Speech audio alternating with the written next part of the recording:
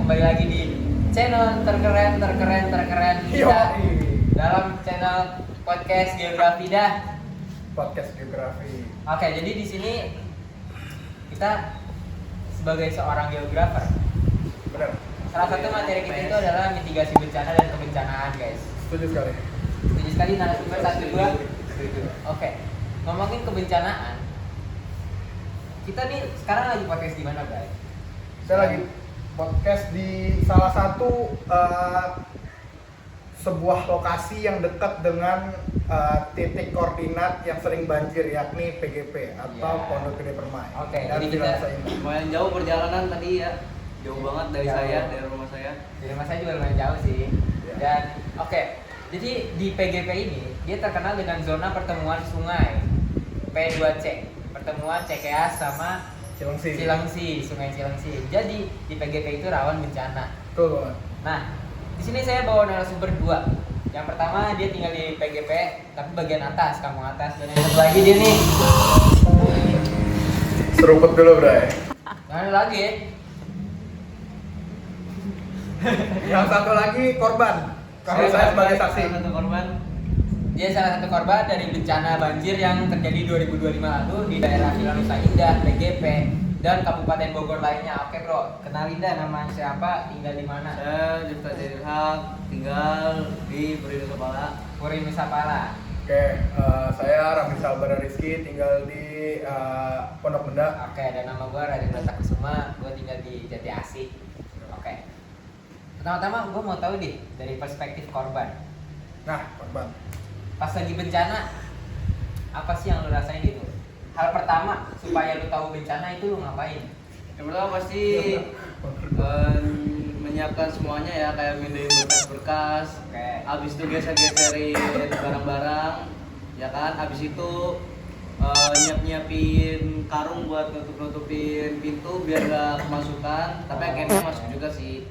Nah itu gimana sih pas bencana itu kalau misalnya lu sendiri, kalau misalnya lagi bencana banjir terutama kan kayak banjir kan ya. Nah lu tuh istilahnya ngungsi di mana dah? Kalau di tempat kita ngungsinya itu kita ngungsi aja ke tempat tangga-tangga yang lantai 2. Tapi kebetulan 2025 kemarin itu nggak ngungsi karena nggak terlalu parah ya di tempat gua. Nggak terlalu parah, cuman masih berdampak lah ya sampai Masih saat ini lumayan. ya. Lumayan. Oke. Sebagai saksi nih, aku pengen tahu nih di PGP itu kan daerah paling parah lah istilahnya, banyak Benar, sampai banget. lantai 2 sampai kerendam, lantai 1 kerendam semua, banyak yang kena bencana termasuk sekolah kita SMA 21. Nah, gimana sih? Apa yang lo rasain ketika ngelihat orang-orang pada mengungsi ke atas gitu? Enggak, lebih tepatnya sebagai saksi, lu pernah nyaksiin nggak sih mereka itu mitigasinya gimana? Oke, karena kebetulan juga rumah saya dulu ada di Permai ya, tepatnya Blok C14. Jadi kalau kita ngomongin mitigasi prabencana itu memang kebetulan itu rumah tante saya, jadi kita sudah menyiapkan mitigasinya. Sudah menyiapkan mitigasinya, yakni kayak barang-barang tuh sedikit aja lah yang dibawa kalau misalnya udah per 5 tahun sekali, karena kebetulan kelipatannya itu 5 tahun sekali, atau kebetulan atau gimana. Terus kalau misalnya mitigasi saat bencana datang tuh biasanya orang-orang lari ke daerah rumah saya karena di sini tuh tempat tertinggi dan tempat terdekat. Jadi orang-orang sering mengungsikan motor mereka ke rumah saya. Kalau misalnya mobil ada di jalan-jalan tanjakan yang di bawah dekat sekolah kami. Kira-kira begitu. Oke, berarti gara-gara rumah Anda itu tempatnya tinggi dan terdekat, jadi orang-orang banyak yang mengungsi daerah sini lah ya. Oke. Kalau misalnya Mas yang ini, Dita, kalau misalnya kalian ada nggak sih titik kumpul? Kalau misalnya ibaratnya kalau misalnya mengungsi itu ada titik kumpulnya nggak? Ada. Dari warga atau dari mana gitu? Oh, kalau dari warga sih nggak ada, kayak nyelamatin dirinya masing-masing aja, atau mungkin bantu tetangganya yang misalkan kalau ada yang lagi sakit gitu-gitu. Tapi kalau kendaraan sih ada puskesmas dekat rumah gua, itu dijadiin sebagai tempat pengungsian motor. Kalau mobil sih ya pintar-pintar sendiri lah mengungsi dari mana. Berarti ada tempat tertentu yang emang dikhususin nih buat warga nyimpen sesuatu lah atau gitu ya. Ada. Oke. Nah, ngomongin bencana, pas setelah bencana itu apa sih yang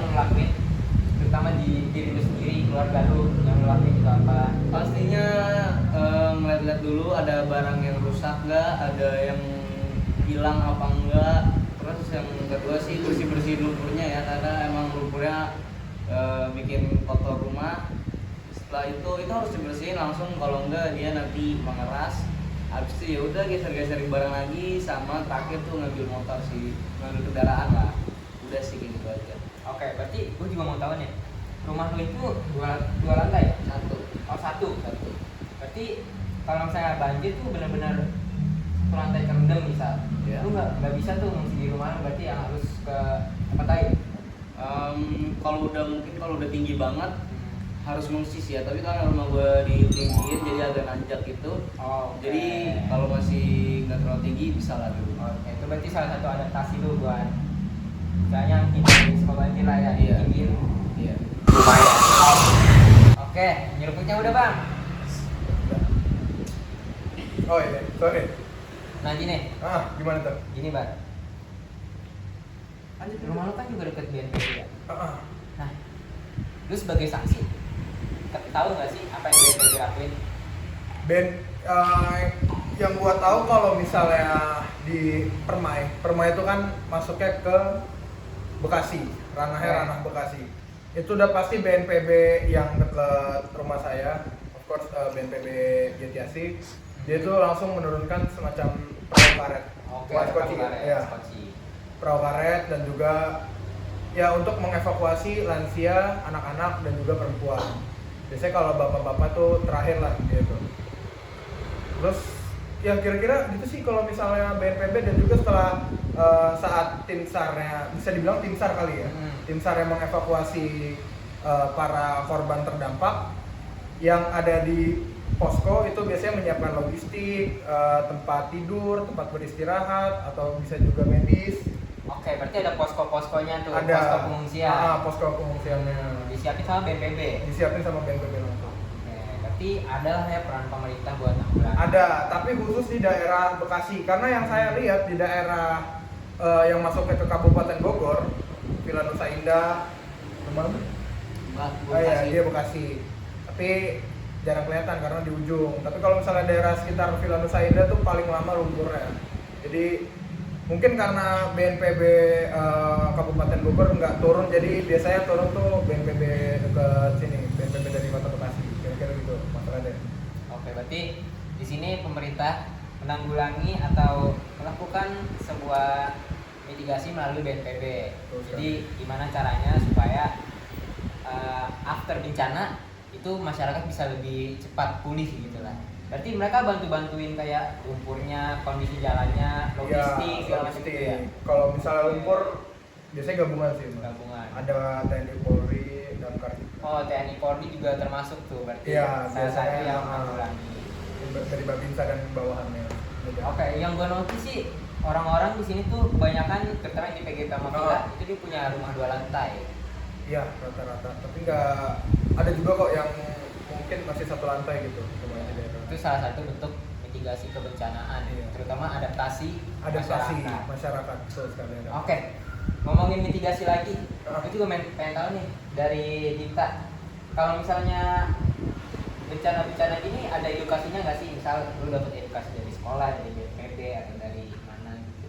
Mungkin dari sekolah ya, dari sekolah paling sering buat dapetin apa sih? Edukasinya tentang kebencanaan. Iya, itu paling sering dari sekolah sih dapetinnya. Kalau gua ya, karena emang sekolah gua juga terdampak, jadi sekaligus aja memberi edukasi. Gitu sih. Itu narasumbernya biasanya dari mana? Biasanya baru kemarin kakak-kakak kampus Kampus. Oh datang iya. tuh dia ngajar geo, jadi sekalian dia ngasih edukasinya. Sama yang gue tahu sempat ada BNPB datang ya. Iya, itu Ah, BPP itu. juga sempat datang. Pas apa inquiry atau apalah Iya. Oke. Jadi ibaratnya udah ada edukasi yang masuk, jadi Betul. kita bisa tahu lah langkah-langkah gimana mitigasi bencana. Oke guys. Jadi kesimpulannya kita dapat pemulihan pasca bencana, mitigasi bencana itu bisa berjalan dengan baik kalau misal ada kinerja antara warga, tokoh masyarakat, dan pemerintah untuk melakukan mitigasi, termasuk dari edukasi sebagai prabencana dan evakuasi saat terjadi bencana dan adaptasi ketika bencana telah selesai. atau pasca bencana atau pemulihan. masa pemulihan. Nah, ngomongin pemerintah, kita akan masuk ke sesi 2 tentang perdebatan mengenai proyek strategis pemerintah yaitu food estate yang memakan banyak sekali lahan-lahan kosong, lahan-lahan hutan terutama dibabat habis untuk ditanami tanaman makanan. Nah, ini tuh menarik banget karena ada banyak faktor risiko yang bakal dilakuin sama pemerintah. Misalnya pemerintah nggak nyiapin food estate, tapi Indonesia punya 280 juta penduduk. Gimana cara mencukupinya selain food estate? Nah, yang kedua, kalau misalnya melakukan food estate, itu pasti swasembada pangan itu makan banyak lahan-lahan hijau yang menjadi salah satu penyumbang atau daya tarik atau menjaga keanekaragaman hayati. Nah, kalau ada food estate, apakah keanekaragaman hayati itu bakal hilang, bakal berkurang? Dan kita akan masuk ke sesi 2. Hari ini kita bersama Raden Para dan ya seperti yang teman-teman tahu akhir-akhir ini lagi rame-ramenya film Pesta Babi ya. Ya, betul. Penggusuran lahan besar-besaran untuk swasembada pangan. Menurut kalian itu gimana sih? Oke, jadi menurut saya ya, rakyat Indonesia itu berjumlah 280 jutaan orang. Dan menurut saya, untuk memberi makan 280 juta orang itu pasti diperlukan proyek strategis nasional. Salah satunya dengan food estate itu untuk swasembada pangan. Karena kita nggak bisa menghindari bahwa beras kita tuh masih banyak yang impor, padahal kita terkenal dengan negara agraris. Nah, karena itu menurut saya proyek strategis nasional seperti food estate dan swasembada pangan itu sangat diperlukan untuk menunjang kebutuhan si masyarakat kita sendiri. Meskipun memang ada beberapa risiko atau ada beberapa hal yang perlu dikorbankan, tapi itu nggak bakal lepas dari AMDAL atau analisis mengenai dampak lingkungan. Kalau misalnya nggak lolos ya berarti proyek strategis itu nggak bakal bisa dilakuin. Dengan lolosnya proyek strategis itu menurut saya ya berarti AMDAL-nya itu udah divalidasi sama ahli. Oke, menurut Bara gimana, Bar? kalau gue jujur aja kurang setuju sama food estate ini karena ya misal tujuan awalnya untuk sawah, tiba-tiba bisa tuh ntar 5-10 tahun ke depan jadi sawit. Tapi kan itu juga tentang untuk energi bisa, untuk minyak bisa. Gimana? Energi bisa, minyak bisa, tapi kan tetap kita tujuan awal kita di pangan, bukan di bidang energi. Menurut saya itu hal yang beda ya. Dan juga kan kalau misalnya energi itu kan biasanya kalau sawit itu kan lebih kebanyakan buat bisnis ya. Dan juga yang kedua bisa deforestasi skala besar, itu juga sangat krusial. Jadi kalian berdua ini sangat bertolak belakang ya. Satu mendukung, betul banget. dan yang satu menolak. Tapi banyak yang bilang proyek ini demi ketahanan pangan kita. Tapi nyatanya berita tiap hari yang datang tuh berita tentang adat yang tersingkirkan ataupun tentang banjir. Itu menurut kalian gimana? Oke, jadi begini. Saya juga sempat nonton Pesta Babi. Oke. Nah, jadi di situ dijelasin tuh kalau misalnya hutan-hutan adat itu pada kemakan sama proyek-proyek pemerintah ceritanya. Tapi setelah saya cari tahu lebih dalam, itu tuh lahan yang digunain buat food estate, teman-teman. Itu ternyata sebuah lahan yang berupa rawa-rawa yang emang dipakai. Jadi menurut saya alih fungsi lahan buat swasembada pangan itu lebih efektif daripada kita ngebiarin rawa-rawa itu doang. Karena rawa-rawa itu juga sebenarnya nggak ini banget, nggak memiliki dampak signifikan banget. Lebih baik rawa itu diubah jadi lahan pertanian supaya bisa mensejahterakan masyarakat kita yang di timur. Nah, terkait bencana alam ini tuh nggak cuman faktor tentang bagaimana swasembada pangan itu dilakukan, tapi masih banyak faktor. Seperti kalau misalnya kita lihat di Sumatera, itu pemicunya adalah sebuah anomali cuaca, angin siklon tropis. Ya, tapi memang dengan adanya penggundulan hutan, saya nggak bisa memungkiri bahwa dengan adanya penggundulan hutan itu ya membuat kondisinya makin parah karena daerah resapan itu makin sedikit. Namun mempertimbangkan risiko yang lainnya, kita tuh lebih baik ngejaga masyarakat kita tetap kenyang daripada kita benar-benar mempertahankan alam tapi masyarakat kita sengsara gitu. Jadi meskipun proyek food estate ini memakan banyak lahan, tapi itu juga buat kepentingan buat masyarakat-masyarakat di timur juga, di barat, di tengah wilayah Indonesia, dan itu buat mereka supaya mereka nggak kehabisan pangan. Karena bayangin aja 289 juta orang ketergantungan impor beras itu sangat gak masuk akal, karena membebani APBN kita juga, karena dolar juga lagi naik kan ya. Jadi lebih baik swasembada pangan mandiri supaya mensejahterakan petani dan membantu perekonomian tertumbuh. Oke, itu sih tanggapan dari saya. Oke, di Barat. Oke, kalau dari gue sendiri, benar gue nggak bisa mengelak bahwasanya 280 juta sekian warga Indonesia itu kalau misalnya berasnya masih impor sangat membebani APBN. Tetapi perlu digarisbawahi juga menyinggung soal apa tadi, hutan tanah adat. Iya, Hutan tanah adat itu walaupun memang untuk kepentingan rakyat Indonesia sendiri, tapi nggak haruslah pakai hutan tanah adat, karena itu sudah diatur dalam Undang-Undang Putusan MK nomor 35 garing PUU garing strip X garing 2012 yang menegaskan bahwa hutan adat bukanlah hutan negara. Jadi hutan adat bukan milik negara, melainkan milik adat yang mana memang sudah menduduki koordinat geografi itu dari lama gitu. Jadi memang udah punya dia. Tapi gimana kalau misalnya ternyata si pemilik hutan adat sendiri itu menyetujui atas peralihan lahan, dan kita sebagai orang yang di luar daerah tersebut cuman ngelihat luarnya aja, wah ada penggundulan hutan, kita nggak tahu bagaimana kesepakatan mereka. Itu menurut kamu gimana? Nah, kalau menurut saya itu mungkin bisa disetujui ya, tapi kebanyakan hutan adat itu rata-rata land grabbing atau mengambil alih hutan tanpa izin lah, gampang. Saya berarti ilegal. Ya. Dan juga menyinggung soal lahan, ini bukan tentang maksud saya individual yang pro, tetapi juga menyinggung pemerintah.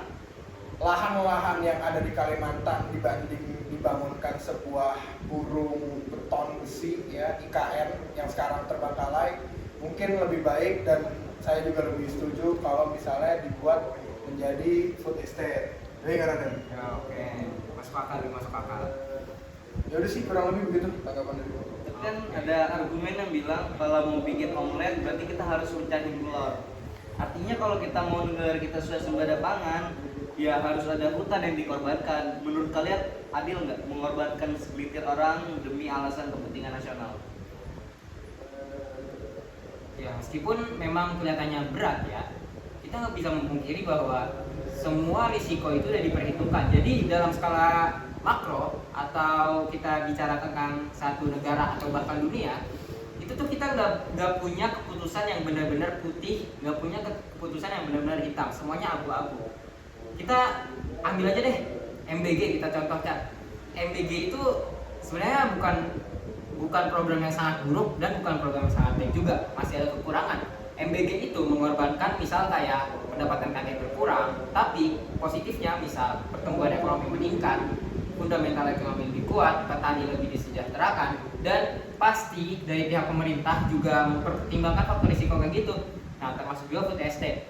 Pemerintah mungkin kalau misalnya kita sebagai rakyat, sebagai bukan orang yang melaksanakan atau yang merancang, itu kita ngeliat, wah food estate nih makan banyak lahan nih, makan banyak hutan-hutan, ini pasti nih bakal jadi bencana banget nih buat Indonesia karena lahannya berkurang, karena keragamannya berkurang. Tapi kita nggak lihat bahwa banyak masyarakat kita yang impor beras, banyak masyarakat kita yang masih susah buat nyari makanan, dan bahkan banyak petani kita itu sebagai negara agraris yang gak sejahtera. Karena bayangin aja, harga beras 17.000 aja masih bilang mahal, padahal mereka ngopi 30.000 sekali minum, mereka oke-oke aja.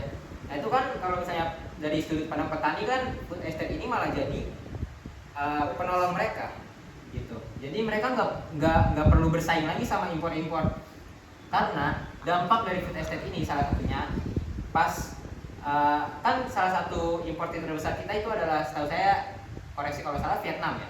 Dan Vietnam ini pendapatan negaranya langsung anjlok gara-gara kita swasembada pangan, gara-gara kita lebih mandiri. Nah itu nunjukin kalau misal kalau kita lebih mandiri itu bahan pangan kita itu bisa lebih mensejahterakan rakyat dari dalam, karena perputaran ekonominya dari domestik itu sendiri. Jadi menurut saya, apakah ini adil?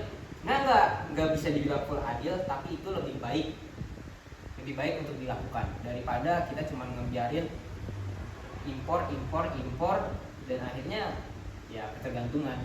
Kita perlu mandiri karena negara kita punya banyak sumber daya itu sih. Gimana tanggapan Bara? Oke. Silakan Bara. Kalau gue sendiri tetap ya, karena gue melihat beras yang dikelola oleh pemerintah Bulog. Oke, Bulog. Beras Bulog kualitasnya beda jauh dibandingkan dengan beras-beras lokal yang swasta. Bulog itu kan punya pemerintah kan? Iya, Bulog itu pemerintah. Kalau yang swasta tuh menurut saya lebih enak gitu rasanya dibanding beras Bulog. Yang kedua juga beras Bulog itu baunya, mungkin beras Bulog itu dialokasikan ke untuk orang yang nggak mampu juga nggak sih? Bisa jadi. Saya juga kurang berkompeten dalam bidang itu. Tapi menurut Bara adil nggak kalau misal state itu mengorbankan hutan? Kita ngomongnya Iya, kita ngomongin. Kalau adil enggaknya soal lahan, balik lagi dengan hasil yang kayak gitu menurut saya enggak. Karena ya jadi gitu sih menurut gua, kayak enggak, perbandingan hasilnya tuh terlalu ketimpangan gitu dengan lahan sekian. Ya, dengan lahan sekian tapi beras yang dihasilkan tuh kualitasnya tuh kurang. Jadi menurut gua kurang efektif sih kalau untuk lahan itu. Jadi kesimpulannya kan menurut gua ya. Oke, jadi gitu. Oke, terima kasih untuk narasumber kita yang udah datang pada hari ini, Raden dan Bara. Oke, jadi apa nih yang bisa kita simpulin nih? Nah, kesimpulannya dulu dong. Silakan kesimpulan dari kalian berdua. Saya simpulan mas saja. Anda dong yang menyimpulkan. Kami kan sudah memberikan data. Kami sudah memberikan argumen. Jadi kesimpulannya semuanya itu ada negatif dan positifnya. Jadi kita percaya aja pada kebijakan yang sudah dilakukan oleh pemerintah ya. Mungkin cukup itu saja. Kembali lagi kita di episode berikutnya. 아픈 도시다가 남겨진 건 아쉬운 마음이 또 한가 결국엔 떠나가 머물기엔 몸에 아픈 청춘이여 No, no, don't try baby Call me tonight 오늘은 혼자 견뎌볼게 마침